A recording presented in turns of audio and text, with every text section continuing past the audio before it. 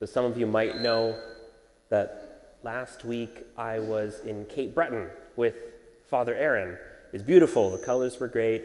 And Father Aaron is another priest in the Companions of the Cross. He works at St. Benedict's Parish. And I joined the community, the Companions of the Cross, in the same year. So 8 years ago, we both joined the Companions of the Cross. And it was a spirituality year. We were alone in a cabin in the woods, sort of by ourselves, kind of like we were this weekend. And we had to do all our own cooking. Something about Father Aaron you should know is that he's a bit of a picky eater. Now, he's a bit of a strange picky eater because he's Sri Lankan.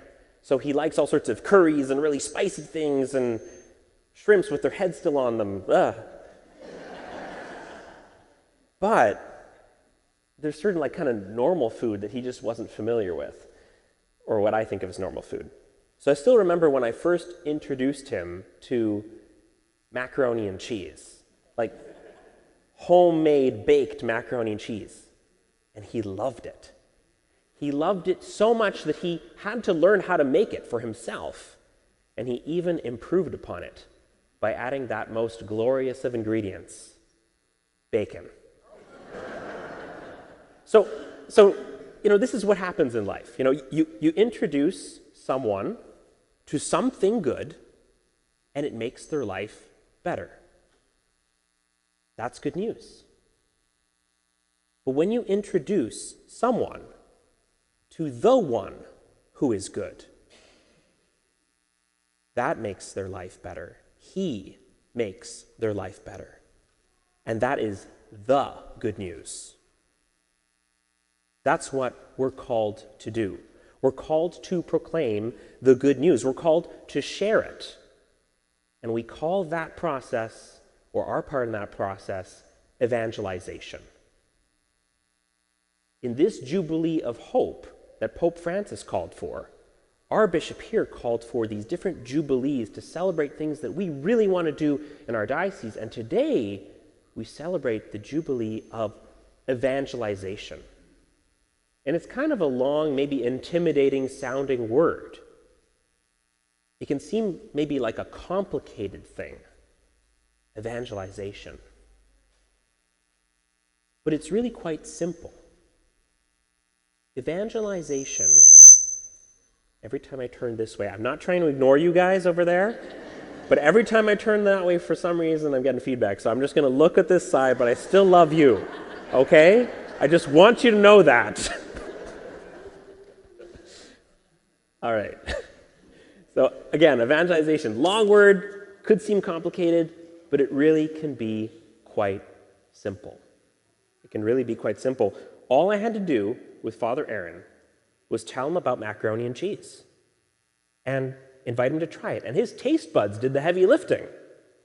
All I had to do was tell him my own personal good experience with macaroni.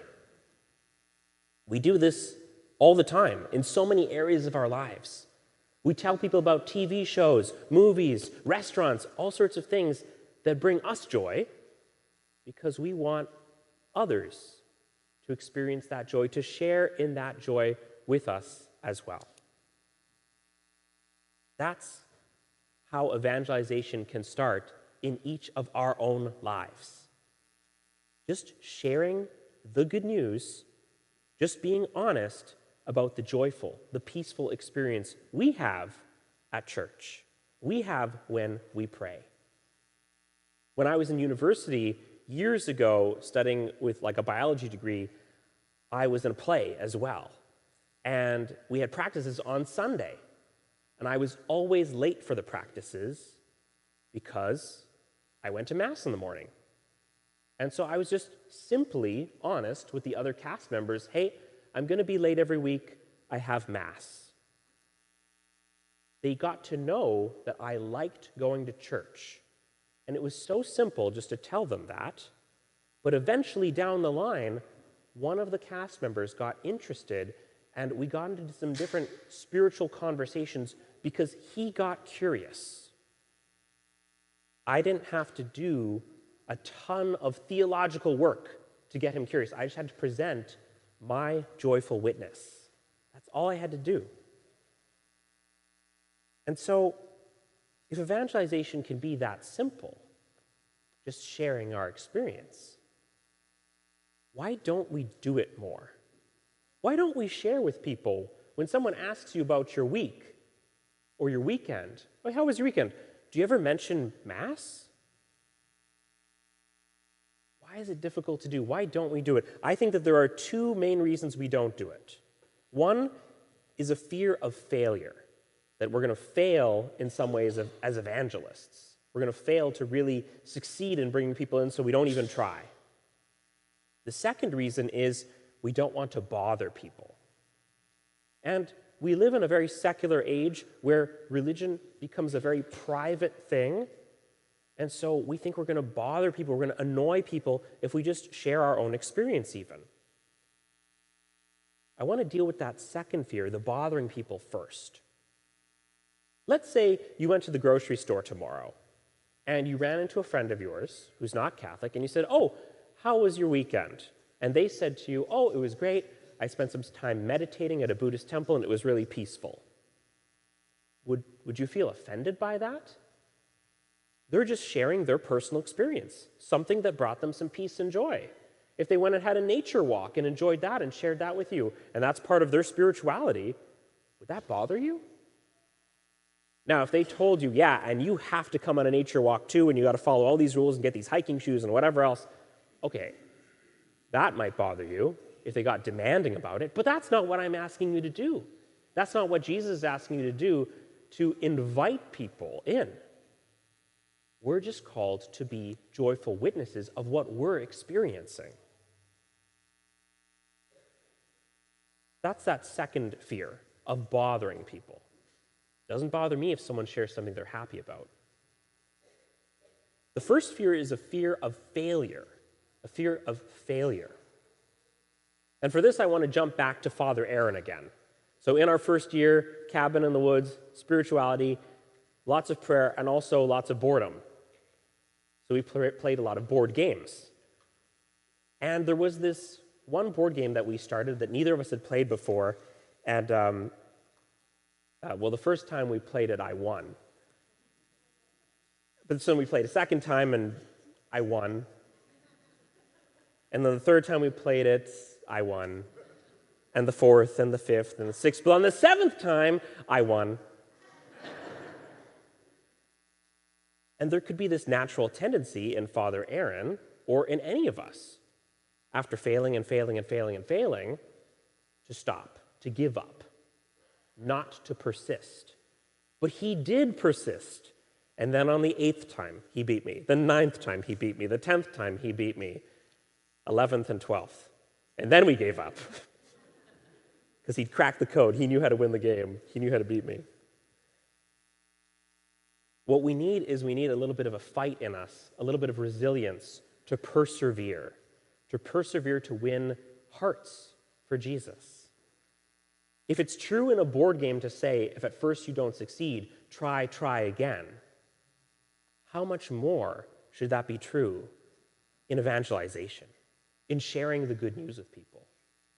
If the first time you share the good news with someone, the first time you share about your joyful experience at Mass with someone, they don't show up in Mass on Sunday, and then that stops you from going out and sharing with other people because you think you failed? No. Maybe you've just planted a little seed. Maybe they need to hear it from someone else too. This is what Jesus is talking about in the gospel today with the widow who keeps going to the church. She keeps persisting. Even though she's getting a bad response from him, she keeps persisting. St. Paul tells us to persist, to keep going. I know a woman who was asked for 3 years in a row to come check out Alpha. "Oh, hey, have you thought about checking out Alpha? It's this great program at our parish." She didn't come. The third time, something stirred inside of her, and she came. And she enjoyed the community. She had joy. She had peace being connected with Jesus. And there was failure the first time, and there was failure the second time. When you don't succeed, try again. Not just if, when, because you won't succeed. every time you share something about Jesus with people. You won't share, or you won't succeed every time, but eventually, people will start to get excited, and you're only responsible for that very first part of this dynamic, of this process. I'm going to hand out a little sheet at the end of Mass that you can pick up in the foyer, and it's got something on it called the Lord's dynamic. And there's 3 steps to God's plan for evangelization. You're only responsible for the first part. The first part is just giving a joyful witness. The second part is the second person, the other person. They've got to respond somehow. And the third part, the heavy lifting, that's God who does that. He's the one who stirs something inside their heart and makes them come on in and changes their life. When Moses was fighting the Amalekites, he experienced failure too. It said that every time he had his hands raised, they would win. But when he had his hands lowered, because he was tired, they would fail. He could have just totally given up. His arms were exhausted. But try again. They had some ingenuity. They sat him down on a rock, and Aaron and Joshua held his arms up.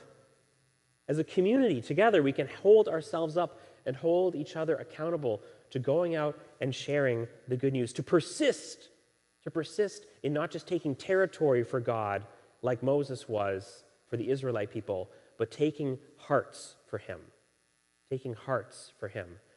who will be more joyful and more peaceful when they encounter Jesus. And so this is the attitude that we need as a community, one of perseverance and hope, in this jubilee of hope, that there's so many people out there who don't know God yet, who don't have that joy and that peace yet in their lives. And my challenge to you is to take one of these home, to pray about the Lord's dynamic, right? Realize he's doing the heavy lifting, and that all you have to do this week is when someone asks you, hey, how was your weekend? You can share with them about the wonderful time you had at Mass and the great homily you heard.